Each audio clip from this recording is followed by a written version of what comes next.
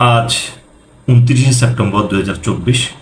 আজকের market 18 point বাড়তি, DCX turnover 481 কোটি, যেটা গতকালের চেয়ে 49 কোটি কম। তো এই মার্কেট স্ট্যান্ডার্ডে 481 কোটি টাকা ভালো টার্নওভার নয়। তো আজকে যদি 18 পয়েন্ট বেড়েছে, তারপর আমি এটাকে ভালো মার্কেট বলবো না। তো টোটাল মার্কেটের 33% টার্নওভারের কন্ট্রিবিউশন ব্যাংকের, 161 কোটি হলো ব্যাংকের টার্নওভার। তো মার্কেটের পজিশন অনুযায়ী বোঝা যাচ্ছে যে মার্কেটের পজিশন এখনও ব্যাংক এবং ফান্ডামেন্টাল শেয়ারে রয়েছে টেকনিক্যাল অ্যানালিসিস অনুযায়ী। এই হলো মার্কেটের অবস্থা। তো মার্কেটের আজকের আমি আমাদের মার্কেট স্ট্যান্ডার্ডে আমার কাছে মনে হচ্ছে 650 থেকে 700 কোটি যদি টার্নওভার হয়, এটা একটা সন্তোষজনক টার্নওভার হয়। তো 481 কোটি মোটেও ভালো টার্নওভার নয়। আজকে একটি বিষয় নিয়ে কথা না বললে নয়, একটা ব্যাপারে একটা সংবাদ এসেছে এরকম: calls for BSEC chairman to step down if investor confidence is not restore. অর্থাৎ বিনিয়োগকারীদের আস্থা ফিরিয়ে না আনলে বিসি চেয়ারম্যানকে পদত্যাগ করার আহ্বান। এই নিউজটা আমার মোটেও পছন্দ হয়নি। একজন চেয়ারম্যান নিয়োগ দেওয়ার পরে ওনাকে আবার সাথে সাথে স্টেপ ডাউন করার বা পদত্যাগ করার ব্যাপারটা, এটা আমার পছন্দ হয়নি। ওনার যে সকল বিষয়ে গুরুত্ব আরোপ করতে হবে, সেই বিষয়গুলো ওনার সামনে তুলে ধরা উচিত, যে ওনার সামনে তুলে ধরা যেতে পারে।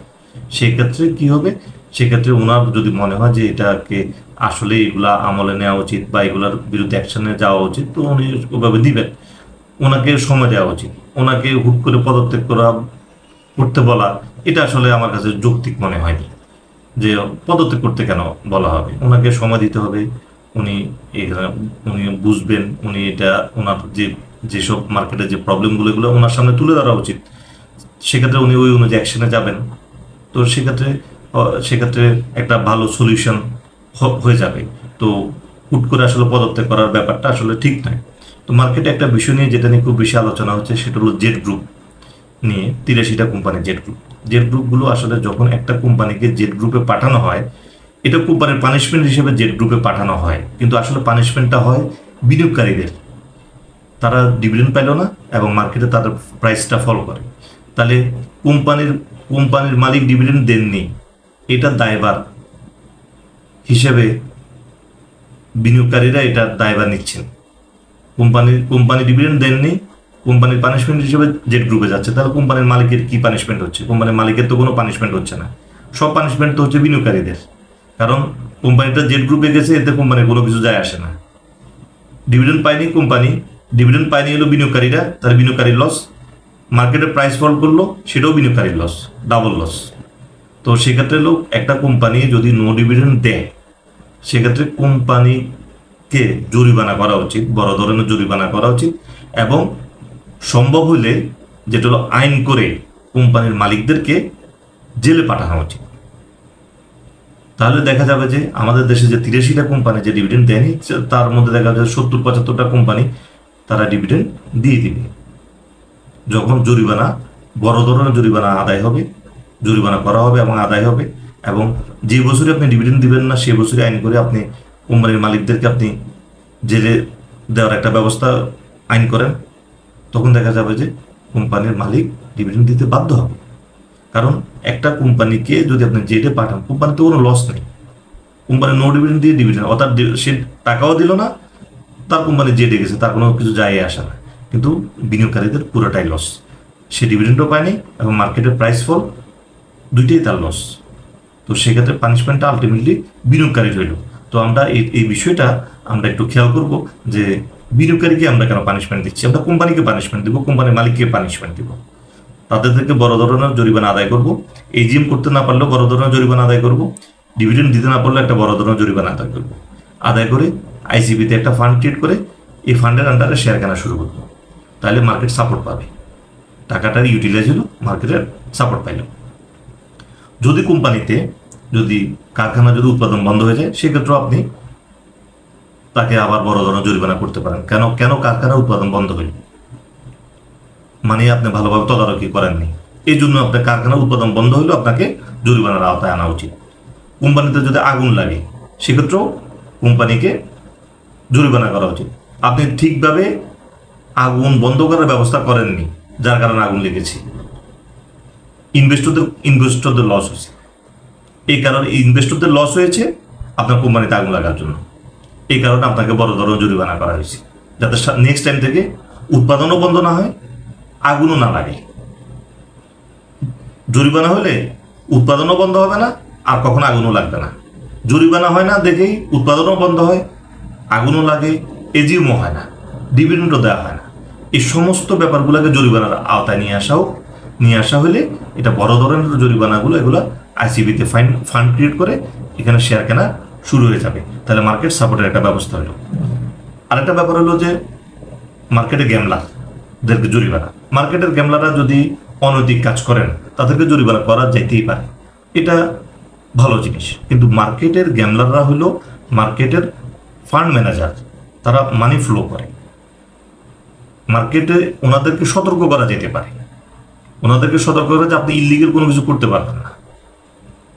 আপনি একটা শেয়ারকে 5 দিন 7 দিন ধরে আপনার টানা হোল্ড করতে পারবেন না, এই ধরনের বাইন্ডিংস তাদেরকে দেওয়া যেতে পারে। কিন্তু সকালে একটা শেয়ার কিনলে বিকেলে ওনাকে ডেকে জিজ্ঞাসাবাদ যদি করা হয় সেক্ষেত্রে ওনারা আসলে অনুৎসাহিত হবে, বরং ওনাদেরকে স্ট্রিক্টলি বলে দেবে আপনারা এইসবের বাইরে আপনারা যাইতে পারবেন না ভাই। ওনারা আপনাদের যেসব ক্রাইটেরিয়া আছে বা যেসব ফল্টগুলো আছে এই ফল্টগুলো ওনাদেরকে ধরে দেবেন। আপনার ইলিগেল কোনো জিনিসগুলো, ইলিগেল কিছু করলে আপনাদেরকে জরিমানা গুনতেই হবে, ইলিগেল কিছু করলে আপনাকে জরিমানা গুনতেই হবে।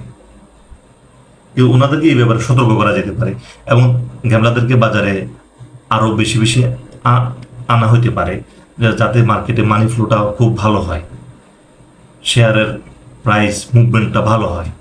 এটা একটা ভালো দিক যে বাজারে ইনভেস্টররা বাজারে আসবে, বাজারে তারা যদি পুঁজির যদি একটা নিরাপত্তা পায়, এই যে এরকম যদি এই ডিভিডেন্ডের যে জেড ক্যাটাগরির যে বিষয়টা বললাম এটা যদি হয়, জেল জরিমানা যদি ব্যবস্থা শুরু হয়ে যায়, কয়েকটা নজির ক্রিয়েট হয় জেলের, তাহলে দেখা যাবে যে কোনো কোম্পানি আর নো ডিভিডেন্ড দিচ্ছে না, তাহলে বিনিয়োগকারীদের রাস্তা অটোমেটিক ফিরে আসবে।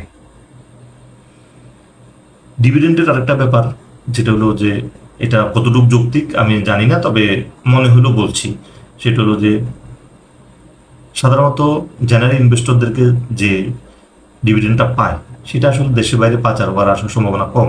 অল্প স্বল্প পায়, হয়তো কেউ জমি জমা কিনে বেশি টাকা পাইলে, হয়তো বা তারা দৈনন্দিন খরচ করে ডিভিডেন্ডের টাকা দিয়ে। তো এই ক্ষেত্রে করা যেতে পারে যে এই টাকাটা কিন্তু এই ডিভিডেন্ডের টাকাটা আবার ঘুরে ফিরে কিন্তু মার্কেটেই আসে। তো সেক্ষেত্রে ডিভিডেন্ডের ব্যাপারে যারা ডিভিডেন্ড যখন ডিক্লেয়ার করা হয় সেক্ষেত্রে দুইভাবে ডিভিডেন্ড ডিক্লেয়ার করা যেতে পারে। জেনারেল ইনভেস্টরদের জন্য একটু বেশি এবং ডিরেক্টর লেভেলদের জন্য এটা হাফ করা যেতে পারে। তো 10% যদি আপনি ডিভিডেন্ড ঘোষণা করেন জেনারেল ইনভেস্টরদের জন্য, 5% হলো ডিরেক্টরদের জন্য, তাহলে বড় বড় যারা রাঘব বোয়াল তারা হয়তো টাকাগুলোকে হয়তো বিদেশে পাচার করতে পারে, কিন্তু জেনারেল ইনভেস্টরদের আসলে টাকা বিদেশে পাচার হওয়ার মতো কিছুই নেই। এরা আসলে ছোট ছোট ইনভেস্টররা, এরা বাজারে হয়তো ছেলেমেয়ের বিয়ে দিতে পারে এই টাকা দিয়ে, কিংবা দৈনন্দিন খরচ করে, কিংবা যদি একটু অ্যাসেট করার চেষ্টা করে, কিন্তু বাজারে দেশের বাইরে পাচার করার মতো ক্ষমতা জেনারেল ইনভেস্টরদের নাই। বড় বড় রাঘব বোয়াল যারা আছে ওনাদের থাকতে পারে। তো সেক্ষেত্রে হয়তো ডিভিডেন্ডের ব্যাপারটাকে হয়তো দুই ভাগে ভাগ করে দেওয়া যেতে পারে, যে হয়তো জেনারেল ইনভেস্টরদেরকে একটু বেশি দেওয়া যেতে পারে, ডিরেক্টর লেভেল একটু কমায় দেওয়া যেতে পারে, পার্সেন্টেজটা এটা ওইভাবে মানানসইভাবে করে নেওয়া যেতে পারে।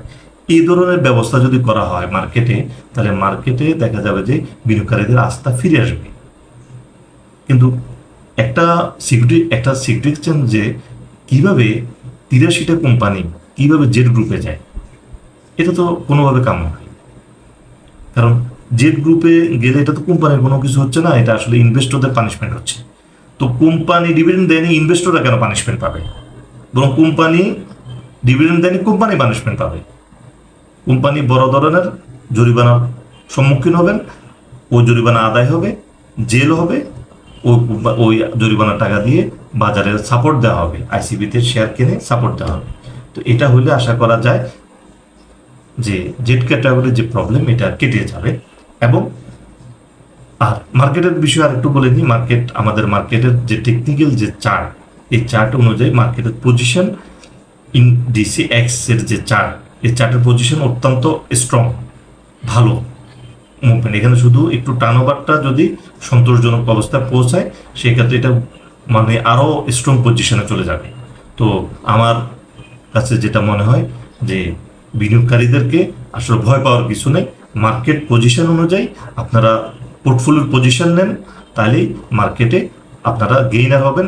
অর্থাৎ লস করাটা অনেক কঠিন ব্যাপার হয়ে যাবে যদি মার্কেট পজিশন অনুযায়ী আপনারা যদি পোর্টফোলিও পজিশন নিতে পারেন। তো মার্কেট এখন যেমন আজকে 33%, টোটাল টার্নওভারের 33% ব্যাংক, তাহলে মার্কেটের পজিশন ব্যাংকে, ফান্ডামেন্টাল শেয়ারে। তো সেক্ষেত্রে ব্যাংক ফান্ডামেন্টাল শেয়ারে আপনারা আপনাদের পোর্টফোলিওটাকে আপনারা এখানে কনভার্ট করতে পারেন। টেকনিক্যাল অ্যানালাইসিস অনুযায়ী যেটা বোঝা যাচ্ছে, এটা কোনো মন গড়া কথা নয়, কারণ আজকে প্রায় 25-30 দিন ব্যাংক লিডিং দিচ্ছে। তাহলে মার্কেট পজিশন অনুযায়ী আপনি যদি পোর্টফোলিও পজিশন নিতে পারেন, তাহলে লস করাটা কঠিন হয়ে যাবে। তো আজকের আলোচনা এই পর্যন্তই, ধন্যবাদ।